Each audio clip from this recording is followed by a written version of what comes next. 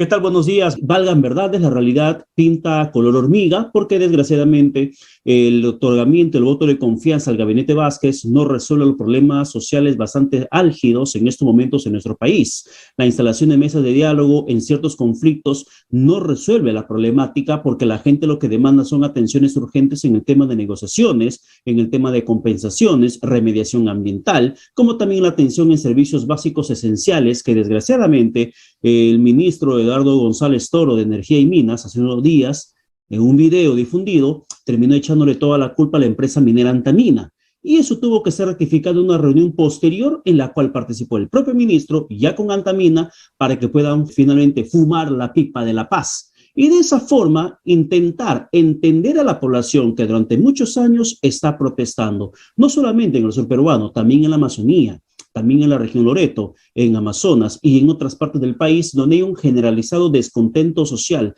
y todos se agarran de una frase: no más ricos en un país pobre. Es lo que prometió el presidente Castillo y han pasado más de 100 días, que es cierto, no se le puede exigir mayor solución a problemas de antaño, pero valgan verdades también, no ha dado mayores luces de realmente pretender cambiar esa dura realidad que atraviesa la gente más empobrecida del país. Y en el Parlamento tampoco la cosa queda bastante fácil para los congresistas, dado que desgraciadamente más de 100 días de Palacio Legislativo con nuevos integrantes y hasta el momento no vemos algo contundente por parte del Congreso de la República que pueda dar al menos una clara señal de lo que pretenden hacer con nuestro país a través de la emisión de normas. Solamente se ha conocido en gran parte de este periodo, estos más de 3 meses del inicio del nuevo gobierno, nuevo quinquenio, solamente se conoció de comisiones extraordinarias, comisiones de investigación, comisión para investigar el por qué el ministro dijo tal cosa, el por qué el presidente nombró tal cosa, el por qué solamente se han dedicado a hacer control político sobre decisiones desde el Ejecutivo.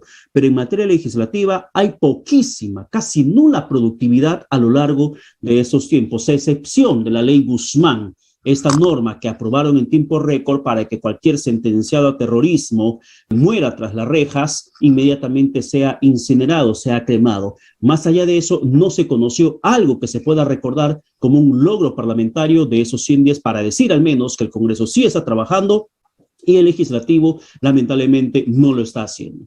Pero la conclusión final es que ambos poderes del Estado nos tienen a nosotros en el medio, en un limbo total de no saber exactamente qué van a hacer en los siguientes días, si el Parlamento seguirá intentando vacar al presidente como tantas veces se rumorea, o el presidente seguirá intentando cerrar el Congreso como también tantas veces se ha escuchado. Vamos a conversar sobre esos temas en el aspecto constitucional. Un punto de quiebre para muchas bancadas ha sido el hecho que, por ejemplo, Mirta Vázquez renuncia al tema de la nueva Asamblea Constituyente o de la nueva Constitución, y la premier Mirta Vázquez no ha renunciado a ello, al contrario, ha dicho que hay que darle el derecho a la población para que pueda finalmente decidir sobre el futuro de la Carta Magna a través de un referéndum y con la recolección de las firmas. Pero realmente juntar firmas a estas alturas va a permitir que se pueda instaurar una asamblea constituyente o elaborar una nueva constitución en el país. ¿Hasta qué punto esta recolección de firmas que la propia ministra Vázquez, presidente del Consejo de Ministros, respalda, es constitucional? ¿Hasta qué punto realmente la gente que va firmando está consciente, segura, convencida de que con eso ya se está cambiando la Constitución? Para hablar de esos temas constitucionales y otros temas en el acontecer político, estamos con nuestro primer invitado de esta mañana, con el doctor Alberto Borea. Doctor Borea, ¿qué tal? Buenos días, bienvenido a Vezcable. ¿Cómo estás, Pedro? Qué gusto estar en Vezcable otra vez. Realmente es un placer y además es muy grato poder comunicarme con no solamente todo Lima, sino todo el Perú a través del canal Vezcable, que es un canal precisamente nacido en una situación de necesidad, pero precisamente para hacer más ricos a los peruanos, lo cual es bueno. O sea, lo que debemos de hacer, como dice Castillo, no más pobres en un país rico, pero para hacer no más pobres en un país rico, como ha sucedido con el esfuerzo de Vezcable, es que los pobres se esfuerzan, se generan su esfuerzo de trabajo, se van abriendo paso, y el tema está en que el Estado no les cierre las posibilidades de que eso suceda.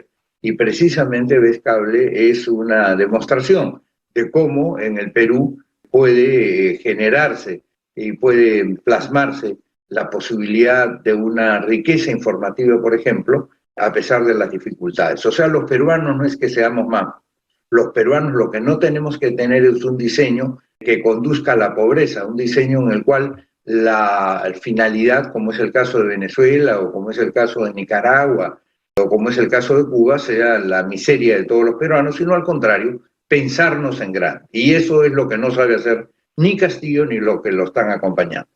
Pero en este momento, doctor Borea, si uno ve, por ejemplo, la principal promesa de campaña que ha sido la nueva Constitución, y según desde la bancada del ala serronista, aunque no les guste ese término, de Perú Libre, los que votaron en contra de la investidura de Mirta Vázquez es porque no están respetando el ideario y la parte ideológica del partido de gobierno de Perú Libre, que enmarca primero que nada la nueva Constitución. Asamblea Constituyente, recolección de firmas, realmente es un paso que nos va a abrir las puertas a que la gente decida, como la propia Mirta Vázquez está respaldando. Mira, lo que sucede es que hay cosas que son absolutamente lógicas. Por ejemplo, cuando tú vas a operar un cerebro, tú lo primero que haces es pensar, primero que hacer un diagnóstico de qué cosa es lo que tiene el enfermo, por dónde vas a entrarle con el bisturí, conforme vas a entrar con los rayos láser, etcétera, etcétera, ¿no es verdad? Es decir, primero piensas y después haces. Es decir, no puedes decir, de frente vamos a denme el cuchillo y vamos a cortar. Y aquí lo que pretende Castillo y lo que pretende su gente es que sin que el pueblo haya definido durante todo este tiempo para qué y cómo es que se va a hacer supuestamente una constitución, entremos directamente en una discusión constitucional que además no les corresponde a ellos hacerlo, ni les corresponde a ellos el diseño de cómo se va a hacer esa constitución, porque en primer lugar viene dictado por los textos anteriores, tanto por la Constitución del año 1979 como por el texto de 1993, donde se le da la primera oportunidad, como es lógico, al Poder Legislativo, que está conformado por todas las fuerzas de un país, frente a lo que sucede con el Poder Ejecutivo, que está conformado solo por un partido. Fíjate tú, en cuanto se ha votado en la primera vuelta, se formaron dos cosas. El Congreso, 10 partidos o 9 partidos, representando a todos los sectores de pensamiento del país, y el Ejecutivo representando a un solo sector que representa el 10.3% de todos los peruanos. O sea, 89%, 89.7%, no estamos de acuerdo con eso. Entonces, ¿cómo tú puedes pretender entrar a la sala de operaciones cuando los médicos, que somos todos los peruanos, no estamos para este caso de acuerdo en qué ni cómo es que se va a operar ese cerebro? Entonces es un absurdo. Y tú no puedes darle paso a los absurdos. Eso puede ser un absurdo en el sentido de querer generalizar el discurso, de que el pueblo pide nueva constitución, cosa que es la verdad bastante ambiguo, porque realmente el pueblo, cuando hablamos de todos, estamos completamente divididos en esa posición de nueva constituyente. Sin embargo, haciendo caso, sin desoír a la gente que sí quiere nueva constitución, ¿es legal, es legítimo que en estos momentos se estén juntando, recolectando firmas? Mira, hay dos cosas. Yo he combatido lo que se denomina Constitución de 1993 desde el primer día. Nunca le acepté condición a algo que le faltaba, lo que se llama legitimidad de base, es decir, legitimidad de origen, ¿no es verdad? Cuando los actos son productos de la fuerza, que no es el caso de este gobierno, sino lo que sucedió en el gobierno de Fujimori en 1992, que como consecuencia del golpe él se dicta su constitución, tú tienes ahí una posibilidad de discutir si lo vas a hacer dentro o fuera de lo que dice la norma. Pero cuando eventualmente está dicho por la norma y cuando exactamente tú juras por esas normas, y eso fue lo que hizo Castillo y eso es lo que ha hecho Mirta Vázquez hace pocos días, tú tienes que cumplir tu juramento. No puede ser como dice el Valls, hoy di un juramento y mañana una traición. Y eso es lo que ellos hacen. Ellos dicen, yo juro en que voy a seguir las normas y que en consecuencia todo el camino de aquí en adelante va a ser de acuerdo a la Constitución. Es más, hablan de nuestra Constitución. Y después, sin embargo, dicen que la Constitución no sirve. ¿En qué quedamos? Es decir, tan poca lógica hay en ese cerebro para poder terminar en eso. Le entiendo esa parte de la explicación técnica legal constitucional, pero mi pregunta iba en el sentido, si yo, por ejemplo, pongamos hipotéticamente, estoy a favor de que se cambie la constitución y veo en el parque cerca de mi casa que están juntando firmas, me voy y firmo el planillón para una asamblea constituyente o para una nueva constitución. ¿El acto de firmar o esa recolección de firmas es ilegal? Bueno, ese es un tema que está en discusión bien interesante en Trujillo. Se ha planteado una demanda sobre esa naturaleza, porque efectivamente existiendo un camino legal, un camino establecido en el texto de 1993, tú tienes que seguir las normas de derecho. Y por lo mismo, si tú te vas por el costado, si tú te vas por el camino, estás yendo en contra de lo legal, estás yendo en contra de lo que es el sistema jurídico, y tú mismo lo acabas de decir. Eso no parece de llevar a ningún destino, porque adicionalmente, fíjate, Pedro, las personas dicen, hay que hacer una constitución. ¿Para qué?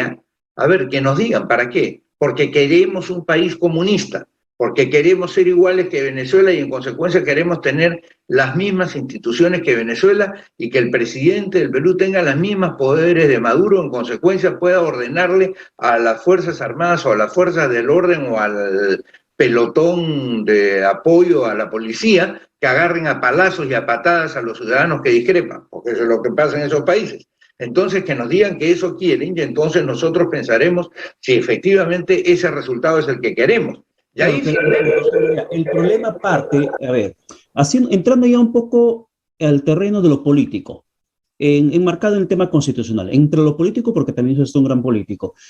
El terreno también no crees que parte desde el punto o desde el momento en que otras fuerzas políticas lo único que hacen es pretender contradecir o negar lo que plantea el presidente Castillo de una nueva constitución sin siquiera hacer pedagogía constitucional con la población. ¿A qué me refiero en buen cristiano? Si el presidente, por ejemplo, dice, que lo escuché muchas veces, que la salud no es un derecho enmarcado en la Constitución. Oye, pero yo el artículo 7 de la Constitución Política y dice que la salud es un derecho. ¿Quién sale a desmentir al presidente? ¿Quién sale a desmentir a las voces de Bermejo, a las voces de Cerrón, a las voces de los Bellidos, a las voces de todos otros políticos que están a favor de la nueva Constitución? Si te dicen que la salud en la Constitución del 93 no es un derecho, pero yo leo en el artículo 7 que sí es un derecho. ¿Quién le contradice? así es. Ese es un muy buen punto. Ese es un muy buen punto, ¿por qué? Porque además incluso en el Congreso anterior, yo recuerdo que Omar Chejade planteó un tema para elevar el porcentaje de asignación de recursos del presupuesto de la República al tema de salud. Y creo que se llegó a aprobar esa norma. Ahora, si no se llegó a aprobar, ese es un tema importante. ¿Por qué? Porque hay, a mi criterio, 4 puntos en los cuales el Estado tiene que gastar y en los cuales efectivamente no puede caber discusiones de cuánto es lo que va a gastar, que son educación, salud, seguridad y justicia. Son esos 4 temas en donde tú tienes que decir muy bien, en salud estamos gastando 1.6 o estamos gastando 2.1, pero deberíamos de gastar 4. Ahora, el otro problema y el problema inmenso adicionalmente que tiene este gobierno es que no tiene ninguna capacidad de gestión. Es como si tú le dices, mira, toma 5.000 soles a ver cómo vas a hacer el mes y el tipo sale a la calle y no tiene ni la menor idea de cómo se los va a gastar. Y es capaz de tirarlos, digamos, en la vereda para ver quién los coge y con eso dice, yo hago feliz a la gente, no obstante que lo único que está haciendo es, digamos, un desorden absoluto. Entonces, ahí hay un problema de que el tema constitucional tiene que ir acompañado de la calidad en la gestión. Y yo creo que el Congreso ha tenido una actitud interesante en estos primeros días, si bien tiene la carencia que tú estás señalando, en no haber producido muchas normas legislativas porque ha sido realmente atropellado, vamos a decir de alguna manera, por una cantidad de iniciativas que plantea Castillo que se aprueben, como esta que te digo, respecto a que el ejército salga a patrullar las calles de Lima, lo cual es naturalmente en contra de toda concepción lógica de orden en un país democrático, cuando no existe pues una situación de explosión, o la situación de las combis, o la situación de todo aquello, el reconocimiento de un sindicato que es un sindicato, digamos, afiliado a las ideas terroristas. Entonces, naturalmente, el Congreso tiene que ejercer una fiscalización, pero también tiene, y esta es la segunda parte que le falta, que pasar a la parte legislativa, la parte de planeamiento. El Congreso está hecho para planificar el futuro, a diferencia del Ejecutivo que está para hacer que las cosas pasen el día de hoy de acuerdo a lo que quienes planificaron el día de ayer en las leyes le dijeron que tenían que hacer. En consecuencia, yo planteo que el Congreso, y lo acabo de decir en un artículo que ha salido publicado en el semanario de César Hildebrand, que el Congreso sea el que se aboque al tema constitucional, que convoque a la gente a que durante 8 meses o un año empecemos a enviar ideas. ¿Qué queremos en salud? ¿Qué queremos en educación? ¿Qué queremos en relaciones de propiedad? ¿Qué queremos que participe el Estado? Sería en el sentido de reformas parciales de la Constitución, casi No, de reforma, o sea, en general, vamos a plantear sobre los temas constitucionales, de verdad, qué reformas queremos, y luego se utiliza, digamos, se unifican todas estas partes del Lego, todos estos ladrillos de la construcción, tú los vas uniendo, también los puede ir uniendo cada uno de quienes hace la propuesta.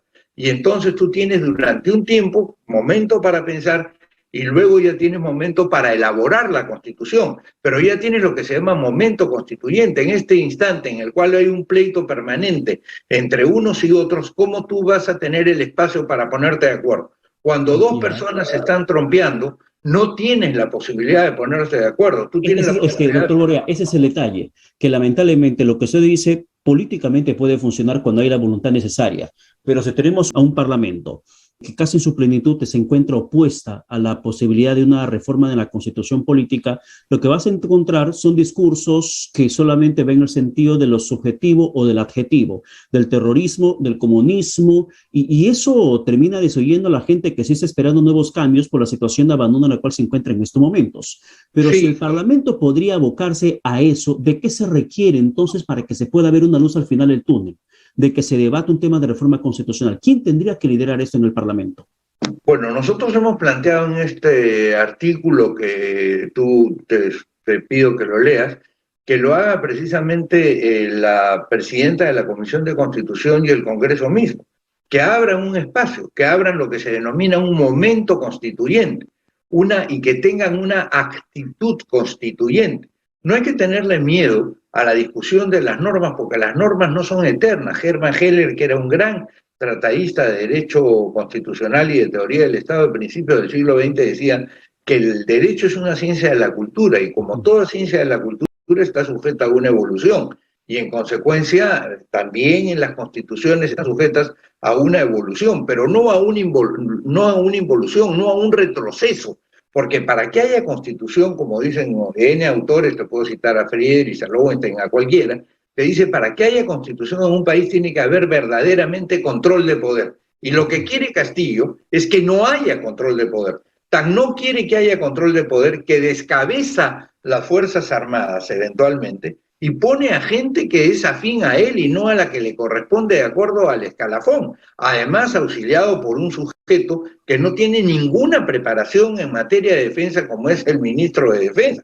En consecuencia, tú no puedes salir a la calle ahora que sales de Vez Cable y te encuentras con un patita que resulta que había jugado waterpolo y lo pones de seleccionador del equipo de básquetbol del Perú, es decir, nunca agarró una pelota de básquetbol, no sabe ni cómo es la cancha, y ya él quiere decidir cómo es, a quién va a poner de capitán del equipo de básquetbol, etcétera, etcétera, cuando es lo único que ha hecho waterpolo o ha jugado tenis, algo por el estilo. Eso es lo que le está pasando al país, que hay mucho incompetente en las tareas en que exigen la mayor preparación para que puedan darse resultados, ¿no?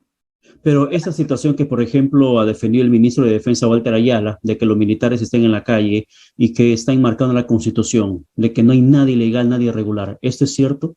No, no es cierto. No es cierto, porque la tarea del orden interno le corresponde a la Policía Nacional, y te voy a explicar por qué. El policía es un tipo normalmente más tolerante, es un tipo que está acostumbrado a primero dialogar, a decirle, señora, favor, haga usted estas cosas, todo lo demás. Cuando tú estás en una guerra, y para eso preparan a los militares para que vayan a la guerra, tú no le empiezas a preguntar al enemigo que está empujando tu frontera para meterse a tu territorio, nada. No tienes nada que preguntarle, simplemente le dices alto, no hace alto, pundún, dispara, se acabó el tema.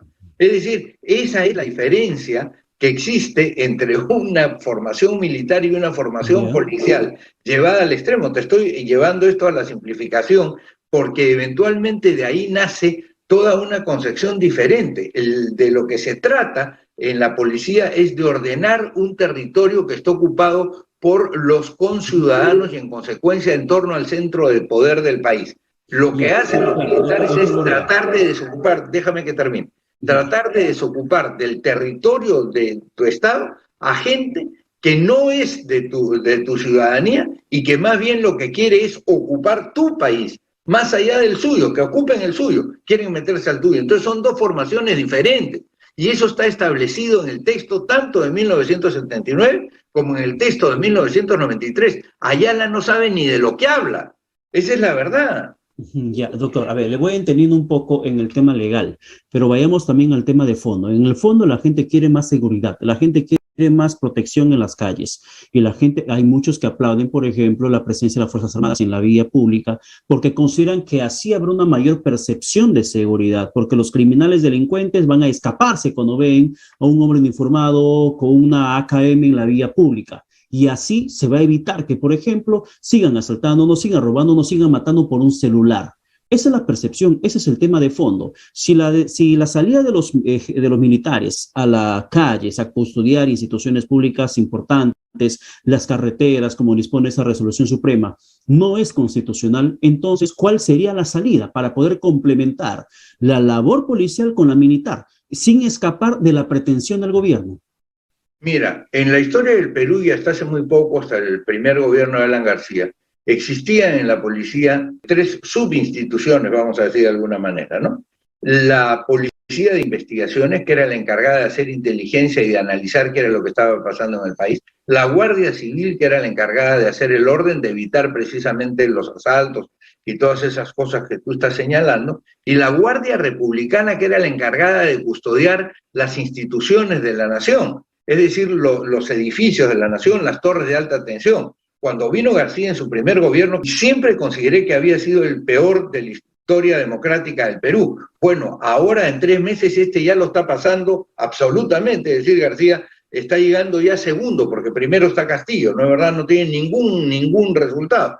Entonces lo que hay que hacer es otra vez volver a una formación de tipo distinto. ¿Por qué? Porque mucha gente que hoy día aplaude eso y precisamente una persona que está en el proceso político tiene que entender, muy bien, esto puede ser pan para hoy y hambre para mañana. ¿Qué pasa si el día de mañana un militar que no está precisamente preparado para el tema del orden, sino para el tema de repeler la violencia, simplemente considera enemigo o considera persona a la que hay que, digamos, eliminar a cualquiera que a él le parece que está transgrediendo un límite y que efectivamente puede estar transgrediendo un límite, pero que la sanción no puede ser pues la muerte, la sanción no puede ser quitarle un órgano, etcétera, etcétera. Entonces la gente y además va a considerar culpable a cualquiera, que es lo que sucede normalmente en un caso de esta naturaleza, porque al militar no le puedes pedir ese discernimiento. En el caso de la policía tienes que pedirle tolerancia, tienes que pedirle advertencia, tienes que pedirle una cantidad de cosas. Por eso el policía siempre se estima y siempre se consideró, cuando actúan debidamente, como el mejor amigo de la sociedad. Siempre ha habido esa concepción históricamente en la comunidad. Esto está siendo dejado de lado por Castillo y eso es sumamente peligroso, porque en realidad lo que vamos a decir es: hoy yo le voy a preguntar a las mamás que mañana van a tener un problema porque su hijo de 20 años que estaba regresando a jugar pelota es confundido con un maleante. Simplemente vamos a deshacernos de este o lo vamos a tratar de una manera cruel. Vamos a ver cuántos van a empezar a discutir por la escasa vigencia de derechos humanos, ¿no? Y ahora, doctor, para ir cerrando, el tiempo nos va ganando. Ya entiendo cuál es su posición respecto a la gestión del presidente Pedro Castillo, pero una posición proactiva, propositiva, por ejemplo. ¿Qué tendría que hacer el Estado peruano para que pueda manejar mejor los conflictos sociales que en estos momentos están surgiendo? Y me refiero no solamente al tema minero, no solamente al tema petrolero con la población quichua en el Alto Curará y la población Ahuajún, Achuare en la provincia de Latena del Marañón, en las zonas petroleras de la Amazonía. Me refiero también a los microbuseros, me refiero a los transportistas que este lunes 8 mañana estarán acatando un paro, y otras situaciones como los cocaleros. Pareciera ser que las cosas se le escapa de las manos al gobierno del presidente Pedro Castillo. Y si a él le afecta como gestión, a nosotros nos afecta como ciudadanos. ¿Cómo tendría que lidiarse con esos conflictos que están surgiendo en varias partes del país? Bueno, en primer lugar, en el gobierno de Toledo hubo una división de gente que estaba encargada precisamente de prevenir los conflictos. Es decir, se sabía que iba, porque eso se conoce precisamente por el trabajo de inteligencia que se hace en la sociedad, que hay un problema en la sociedad Guajún, o que hay un problema con los transportistas, o que hay un problema con los mineros. Entonces gente especializada en componer circunstancias, en acercar a la gente, iba primero y trataba de ponerlos en contacto y eventualmente encontraba soluciones. Hoy día no. Hoy día los ministros, en vez de ir con agua para tratar de evitar el incendio, van con gasolina y con fósforos para prender el fuego. Es decir, los propios ministros, como hemos visto el ministro de Economía, en vez de tranquilizar a un sector social, lo que van es a echar bombas. Entonces, ¿cómo puedes tú darle paz a un país si quienes están encargados de conducirlo tratan de precisamente azuzar la violencia? Tú no puedes regresar hacia la violencia, es decir, el cambio tiene que ser hacia adelante, no tiene que ser una involución, no tiene que ser una mirada hacia atrás, tiene que ser una mirada hacia adelante sin violencia. Eso se llama evolución. Lo que ellos quieren es una revolución, si es armada mejor. Nosotros lo que queremos, y fíjense ustedes las consecuencias de la revolución armada, simplemente recordando los años del Sendero Luminoso, donde cualquier padre no sabía si iba a poder regresar en la noche a darle un beso a su hijo o a llevarle el pan que le tocaba porque simplemente en el curso del día lo habían matado. Esa es la revolución que hay que evitar. Ese tipo de odio permanente que pretende instalar Castillo con ustedes, contra nosotros, los de la sierra, con los de la costa, los campesinos, contra los industriales, los que están en la fábrica, con los que están criando ganado. Eso es lo que hay que evitar, porque eso no hace un país unido. Y tú lo que necesitas en una sociedad es un país unido. Y eso Castillo no lo está haciendo. Y si Castillo no continúa en eso, yo voy a pedir ahora, delante tuyo en Pescable, una petición en ejercicio del derecho constitucional de petición que tengo y que viene de muchísimas décadas, del artículo 2º, inciso 17, si no me equivoco, del texto incluso del año 93, dice que todos tenemos el ejercicio del derecho de petición. Pues yo le pido a una autoridad que fue elegida de una manera discutible, pero en fin, autoridad en este momento, que renuncie, y eso se lo puedo pedir directamente, y eso sí está totalmente dentro de lo que es el sistema jurídico del país, y cualquier firma que sea en ese sentido es una firma válida y es una firma que tiene que ser tomada en cuenta por aquel a quien le está dirigiendo la petición.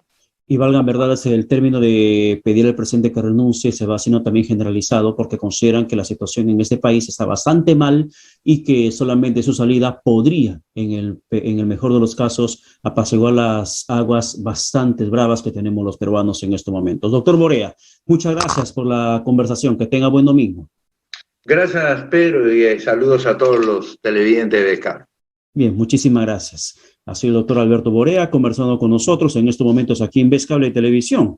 Además, conocido y reconocido constitucionalista que nos permite un poco conocer la realidad nacional y más aún desde la posición también como líder de la Unidad Democrática de Centro de nuestro país.